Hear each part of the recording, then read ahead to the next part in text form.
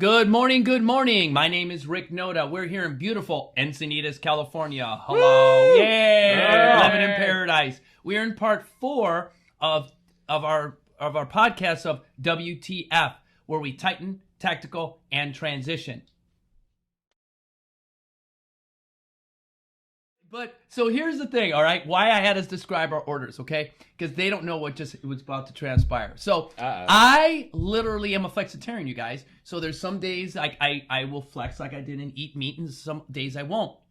So this morning I'm doing my 8 o'clock, you guys, and I go do my normal evacuate. I have my first bowel movement in the morning, and I'm like feeling pretty good, and oh my god, you guys, we're fucking doing burpees, and I literally sharded myself.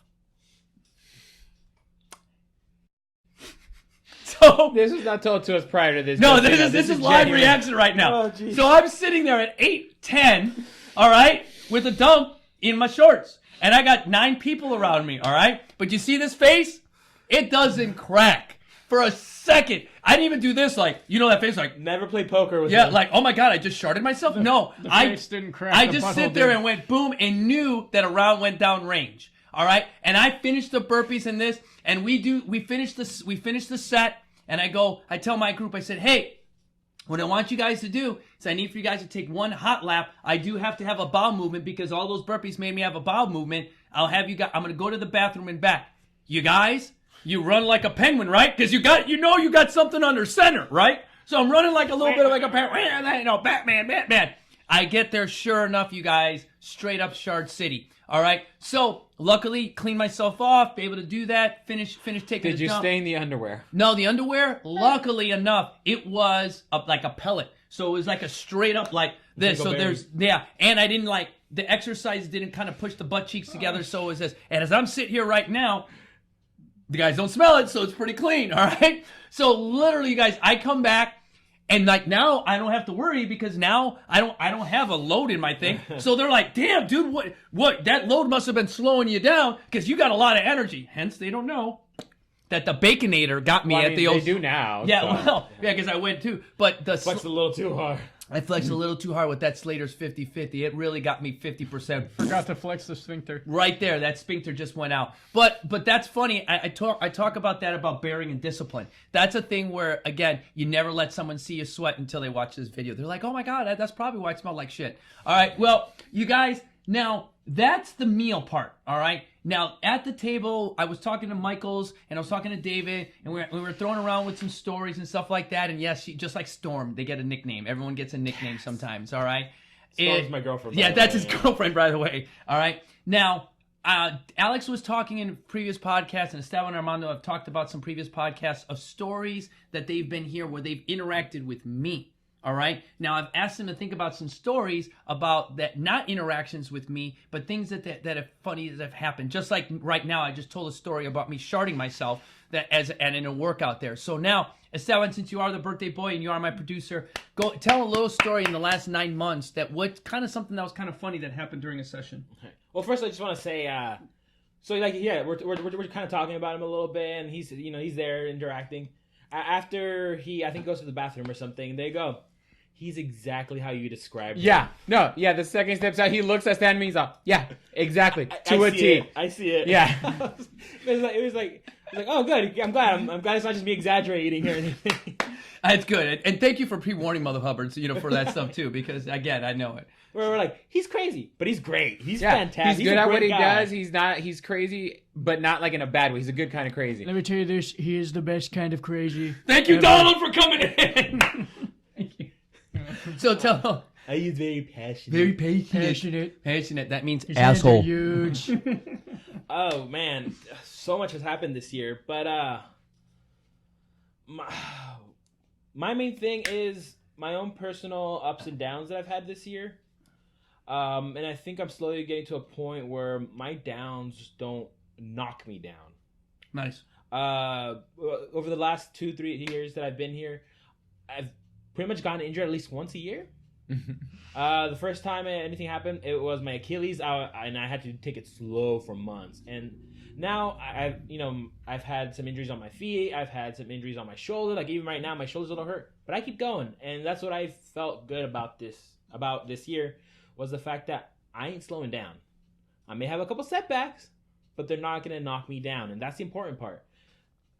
Things run at you all the time, and you just got to deal with them. Yep. You're moving sideways, not backwards. Right. We say that in the Marine Corps, if you're retreating or you're going backwards, you're not going to think. But if you take a step sideways, you get out of the line of fire and you're able to regroup and then go back. And usually when you go sideways, you usually take 2 steps forward. You actually end up going forward that way. So I tell you, that's a really part of the transition part. That is, again, it's something that doesn't come overnight.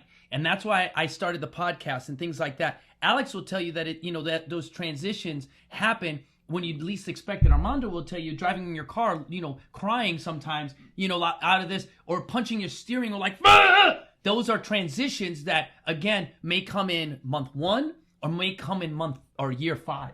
It doesn't really, whenever it comes. So now that, Esteban's gone ahead and told us that stuff, and thank you for that, brother. Mr. Alex, tell me a little bit of funny story, like kind of that you had in the last 9 months. Got to be a good one, man, because you're leaving, and we're not going to have one for like 10 months until you come back on vacation.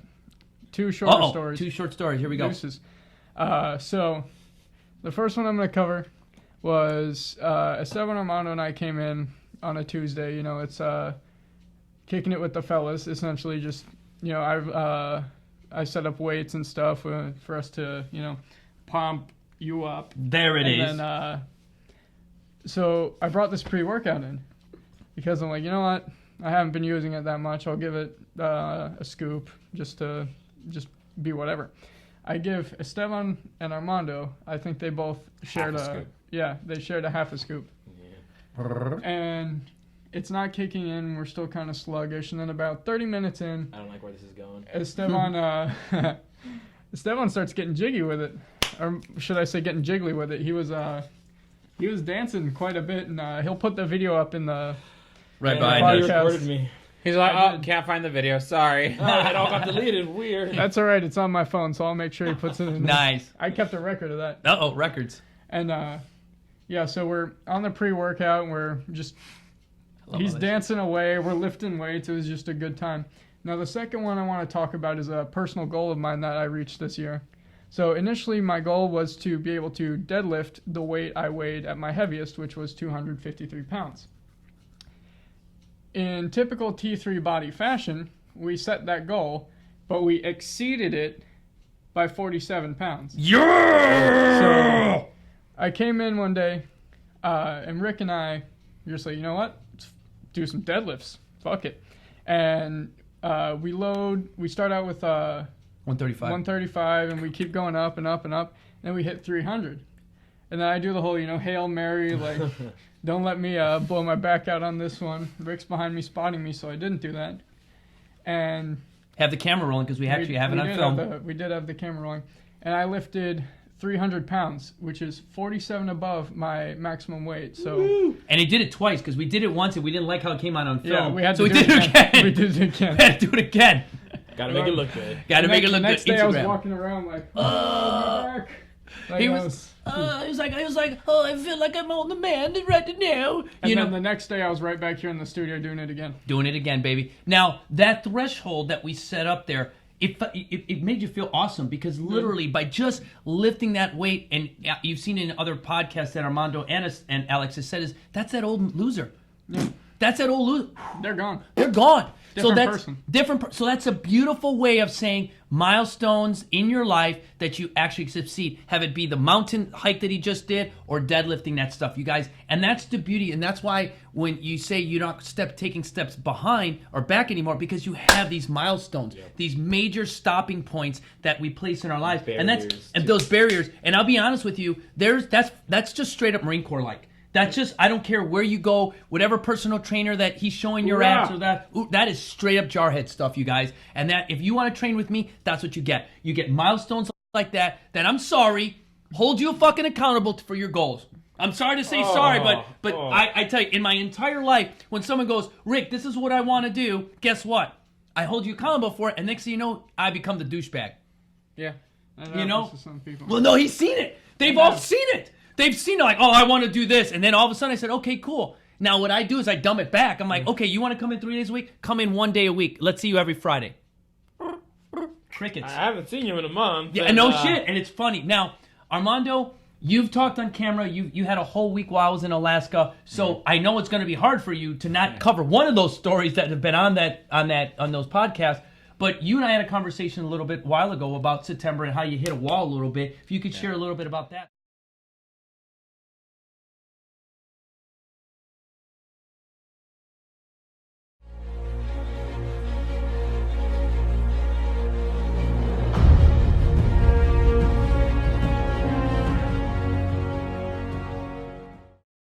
T3 Body, you guys, is a company and a fitness company that really talks about the complete athlete. When I talk about our motivation inspires you to be better, all right, as a non-for-profit that supports military veterans that suffer from mental health issues, I really enjoy the support you guys are giving me here on YouTube. But again, I am seeking clients on my T3 Body. So if you go ahead and take a look at my website, understand that the intimacy of getting to know you starts with just 30 minutes of motivation. So you go on there, you sign up for one of those, you get a one-on-one remote talk with me just like this.